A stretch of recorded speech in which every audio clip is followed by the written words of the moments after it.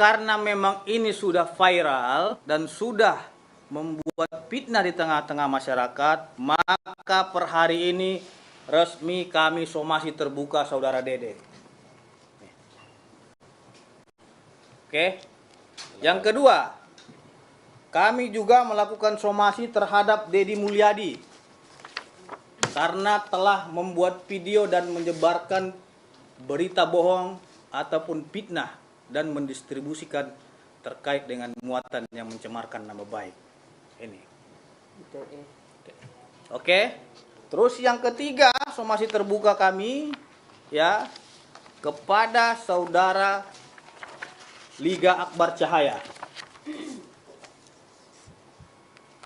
Oke.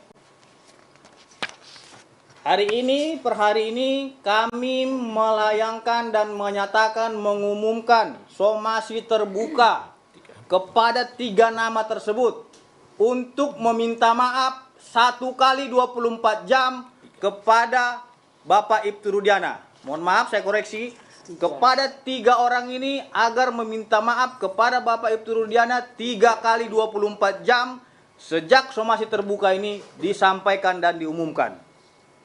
Apabila dalam 3 kali 24 jam yang bersangkutan yang telah kita lakukan somasi terbuka tidak meminta maaf kepada Ibtu Rudiana beserta dengan keluarganya dan kepada masyarakat melalui media pers yang ia beritakan, maka dengan tegas kami akan melakukan tindakan hukum dengan membuat laporan polisi terhadap mereka bertiga.